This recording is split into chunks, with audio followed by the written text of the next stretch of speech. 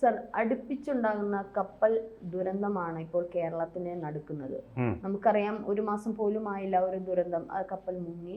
വളരെ രാസവസ്തുക്കൾ അടങ്ങിയ കണ്ടെയ്നറുകളൊന്നും ഈ കടലിൻ്റെ അടിത്തട്ടിൽ കിടക്കുകയാണ്. ഏത് നിമിഷവും അത് മത്സ്യബന്ധനത്തിന് ഉൾപ്പെടെയുള്ള നമ്മുടെ കേരളത്തിനുൾപ്പെടെ കുറേയധികം ഭീതിജനകമായിട്ട് തന്നെ കിടക്കുകയാണ്. ഏത് നിമിഷവും അവിടെ ഒരു പൊട്ടിത്തെറി ഉണ്ടാകും. ഒപ്പം ഇന്നലെയും അതുപോലെ മറ്റൊരു കപ്പൽ തീ പിടിക്കുകയാണ്. അതിലും ഇതുപോലെ തന്നെ വലിയൊരു ദുരന്തത്തിന് സാധ്യത നീളുകയാണ്.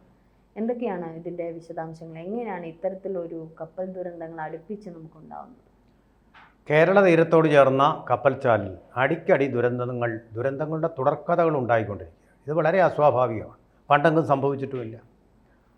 ഇവിടെ ഇപ്പോൾ കഴിഞ്ഞ ദിവസം MSCയുടെ തന്നെ ഏറ്റവും വലിയ കപ്പലിലൊന്നും ആയിട്ടുള്ള കപ്പൽ ഐലീന എന്ന് പറയുന്ന കപ്പൽ അപകടത്തിൽപ്പെട്ടു. ആലപ്പുഴയ്ക്ക് അടുത്തായിരുന്നു. അവിടെ നിന്ന് ആലപ്പുഴ തീരത്തിനടുത്ത് വെച്ച് അത് വളരെ കുറച്ച് കണ്ടെയ്നറുകളെ ഉണ്ടായിരുന്നുള്ളൂ. 31 കണ്ടെയ്നറുകളെ ഉണ്ടായിരുന്നുള്ളൂ. അത് പല ബാരലുകളും അതിൻ്റെ കാർഗോ ഉൾപ്പെടെ എല്ലാം കടലിലിങ്ങനെ പൊങ്ങി താണിരിക്കുകയാണ്. എല്ലാം ഒന്നും തീരത്തടുപ്പിക്കാൻ പറ്റിയിട്ടില്ല. തീരത്തടുപ്പിച്ചപ്പോൾ അവിടെ തീപിടുത്തം ഉണ്ടാവുകയും ചെയ്തു. കാൽസ്യം കാർബൈഡാണ് അതിൽ ഏറ്റവും വളരെ ഹാനികരമായിട്ടുള്ള വസ്തുവായിട്ടുള്ളത്. കാൽസ്യം കാർബൈഡ് മത്സ്യങ്ങൾക്ക് ഭീഷണിയാണ്. അവ ചത്തുപൊങ്ങും. അതുപോലെ തന്നെ കാൽസ്യം കാർബൈഡ് അസറ്റിലിക് ആസിഡ് അസറ്റിലീൻ എന്ന വാതകം ഉണ്ടാക്കും. ഈ അസറ്റിലീൻ കുഴപ്പമില്ല, ഈ വെൽഡിങ്ങിനൊക്കെ നമ്മൾ ഉപയോഗിക്കുന്നതാണ്. എന്തായാലും കടലിലെ പാരിസ്ഥിതിക വ്യവസ്ഥയ്ക്ക് തന്നെ അത് നാശം വരുത്തുന്ന രീതിയിലാണ്. പക്ഷേ ഈ കാൽസ്യം കാർബൈഡ് എന്ന് പറയുന്ന വസ്തു കഴിച്ച മത്സ്യമാണ് നമ്മൾ കഴിക്കുന്നതെങ്കിൽ അത് അപകടകരമാണോ എന്നുള്ള ആശങ്കയിൽ അതിന് വ്യക്തമായിട്ട് ഇതുവരെ ആരും മറുപടി പറയുന്നുമില്ല. തന്നെയല്ല, അതിനെ 2 കണ്ടെയ്നറുകൾ എന്താണെന്നുള്ളതിന് ഉത്തരവും കിട്ടിയിട്ടില്ല. അങ്ങനെ ഉത്തരം മുട്ടി നിൽക്കുമ്പോഴാണ് അടുത്ത അപകടം ഉണ്ടാകുന്നത്. അതായത് അഴീക്കൽ തുറമുഖത്ത് നിന്ന് ഏതാണ്ട് 74 ബേപ്പൂർ തുറമുഖത്ത് നിന്ന് 78 നോട്ടിക്കൽ മൈൽ അകലെയായിട്ട് സിംഗപ്പൂരിൻ്റെ കൊടി അടയാളമുള്ള ഒരു കപ്പൽ. സിംഗപ്പൂരിൻ്റെ കപ്പലാണെന്ന് പറയാൻ പറ്റില്ല. സിംഗപ്പൂരിൽ രജിസ്റ്റർ ചെയ്തു എന്ന് മാത്രമേ ഉള്ളൂ. അങ്ങനെ ഒരു കപ്പൽ കൊളംബോയിൽ നിന്ന്, അത് കേരളവുമായിട്ട് വിഴിഞ്ഞത്ത് പോയതല്ലത്, കൊളംബോയിൽ നിന്ന് നേരെ നൗഷേവ തുറമുഖം, അത് നമ്മുടെ മുംബൈയിലാണ്, ആ മുംബൈയിലേക്ക് പോവുകയായിരുന്ന ആ കപ്പലാണ് ഇവിടെ വെച്ച് തകർന്ന് രാവിലെ 9:30 അതിലെ സ്ഫോടനമുണ്ടായി. ഒരു കണ്ടെയ്നർ പൊട്ടി തെറിച്ചു, സ്ഫോടനമുണ്ടായി. വൈകുന്നേരത്തോടു കൂടി അതിൽ തീ പടർന്നു. കപ്പൽ അതിഭീകരമായ തീ, ഒരു തീഗോളം നമ്മൾ കടലിൽ കാണുന്ന പോലെ ഒരു കാഴ്ചയാണ് കാണാൻ കഴിയുന്നത്.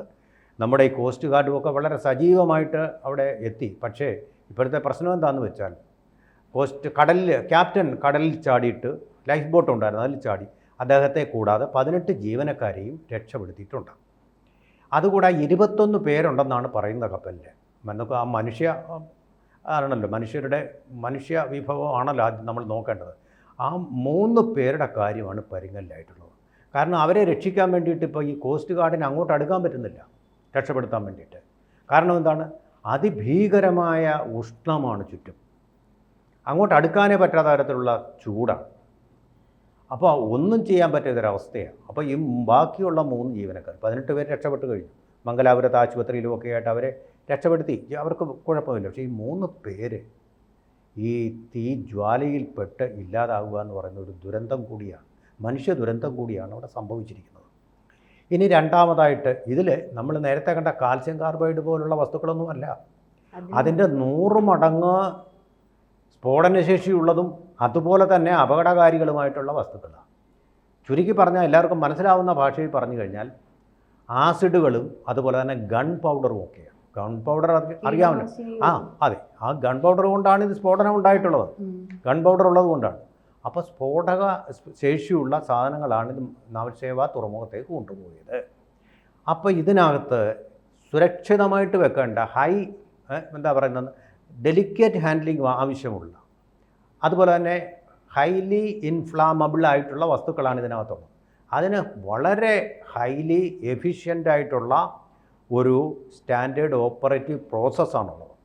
സുരക്ഷിതമായിട്ട് അതെങ്ങനെ കൈകാര്യം ചെയ്യണം, അതവിടെ പാലിക്കപ്പെട്ടിട്ടുണ്ടോ, അതിലെന്തെങ്കിലും അട്ടിമറി നടന്നിട്ടുണ്ടോ എന്നുള്ളത് കൂലങ്കഷമായിട്ട് പരിശോധിക്കണം. ഷിപ്പിംഗ് കോർപ്പറേഷൻ ഓഫ് ഇന്ത്യ ഇപ്പോൾ അന്വേഷണം നടത്തുന്നുണ്ട്. കേരളത്തിന് ഇതൊരു കാര്യവുമില്ല. പാരിസ്ഥിതിക പ്രശ്നങ്ങൾ വന്നാൽ പരിഹരിക്കുക എന്നുള്ള ഉത്തരവാദിത്തം കേരള ഗവൺമെൻറ്റിനുണ്ട്. പക്ഷേ ഈ കപ്പലിൻ്റെ ഇങ്ങനെ തുടർച്ചയായിട്ട് ഈ കപ്പൽ പാതയിൽ തന്നെ, ഈ കപ്പൽ ചാലിൽ തന്നെ അപകടങ്ങൾ ഉണ്ടാവുന്നത് പണ്ടെങ്ങും സംഭവിച്ചിട്ടില്ലാത്തതാ, എങ്ങും കേട്ടുകേഴ്വിയില്ലാത്തതുമാണ്. നമുക്കറിയാവുന്ന പോലെ ടൈറ്റാനിക്കിൻ്റെ ഒരു അപകടം, ഇത് ഈ ഒരു നമ്മൾ അങ്ങനെ ഒരു സംശയത്തിലേക്ക് വഴുതി തെളിച്ചു വിടുമ്പോഴേക്കും നമുക്കറിയാം പഹൽഗാം ആക്രമണം, ഓപ്പറേഷൻ സിന്ദൂറിനൊക്കെ ശേഷമാണ് ആദ്യത്തെ കപ്പലിന്റെ ഈ ഒരു സംഭവം ആക്സിഡന്റ് നടക്കുന്നത്.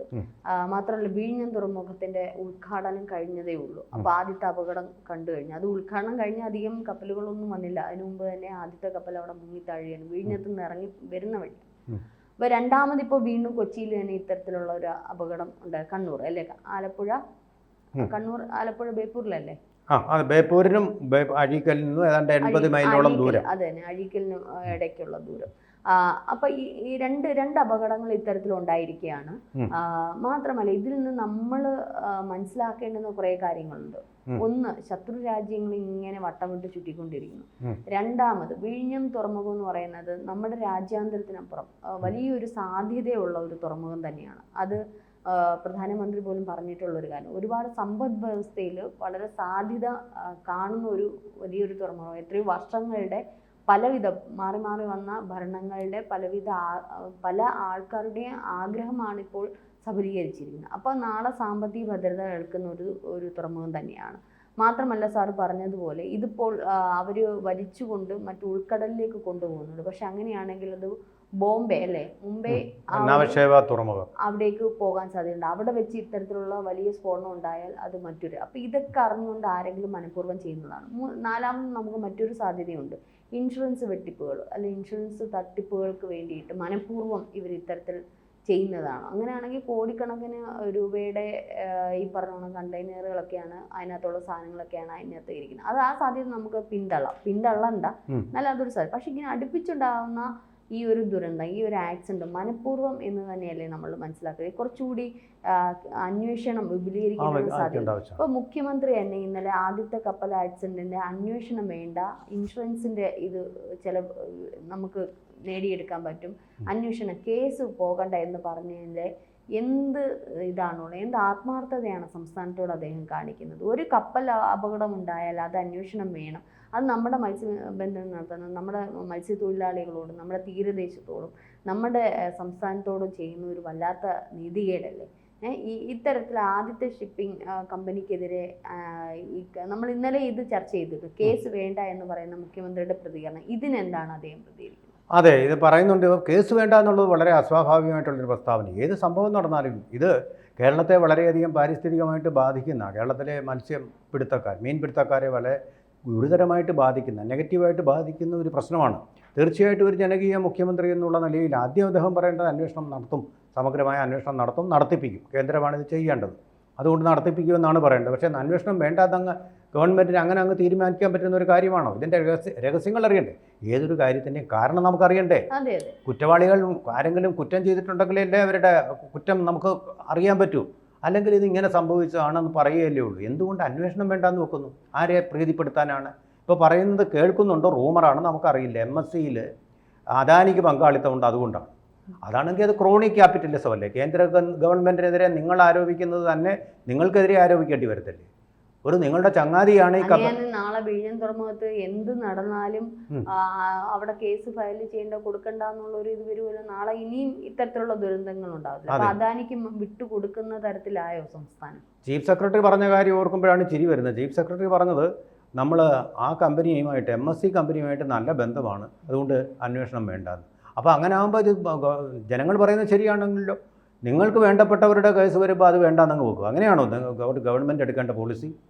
ഒരു സിവിൽ സർവീസ് ഉദ്യോഗസ്ഥൻ ഇങ്ങനെയൊക്കെ പറയുന്നത്, അദ്ദേഹം IAS പാസ്സാക്കി വന്ന ആളല്ലേ. അത് ഞങ്ങൾ തമ്മിൽ നല്ല ബന്ധമാണ്, അതുകൊണ്ട് കേസ് വേണ്ട. നിങ്ങളുടെ ബന്ധമാണോ കേസിൻ്റെ മാനദണ്ഡം? അതിലെ ദുരൂഹതയല്ലേ? അതിൽ ദുരൂഹതയുണ്ട്. നിങ്ങൾക്ക് പോലും അറിയാൻ കഴിഞ്ഞിട്ടില്ല എത്ര കണ്ടെയ്നറുകളാണ് ഉണ്ടായിരുന്നതെന്ന്. 3 കണ്ടെയ്നറുകളിൽ എന്തൊക്കെയാണ് ഉണ്ടായിരുന്നതെന്ന് നിങ്ങൾക്ക് ഇതുവരെ കോടതിയോട് പോലും പറയാൻ കഴിഞ്ഞിട്ടില്ല. പിന്നെ അന്വേഷണം ഇല്ലാതെ പിന്നെ അത് എങ്ങനെ വരും? വെളിപാടായിട്ട് വരുമോ? റെവലേഷനായിട്ട് വരുമോ? ഒറാക്കിളായിട്ട് വരുമോ? എന്താണ് നിങ്ങൾ മനസ്സിലാവുന്നത്? ഇത് അറിയണം, ജനങ്ങൾക്കറിയണം. നാളെ ഈ അപകടം കേരള തീരത്തോട് ഉയർന്നുണ്ടായാലോ എന്തായിരിക്കും സ്ഥിതി? ഇതിപ്പോൾ 80 മൈൽ അകലെയാണ്, എങ്കിൽ പോലും നമ്മളിത് അനുഭവിക്കുകയാണ്. നമ്മുടെ കോസ്റ്റ് ഗാർഡിന് അകലെ എന്ന് പറഞ്ഞാലും ഈ ഇതിനകത്ത് കീടനാശിനികൾ ഉൾപ്പെടെ ഉണ്ട്. ഇത് ഗൺ പൗഡർ ആണ്, വലിയ അപകടം ഉണ്ടാക്കുന്നതല്ലേ. ഈ ഗൺ പൗഡർ ആർക്ക് വേണ്ടി കൊണ്ടുപോയതാ? ഭീകരവാദികൾക്ക് വേണ്ടി കൊണ്ടുപോയതാണ്. ഇതൊക്കെ അന്വേഷണം വേണ്ടേ?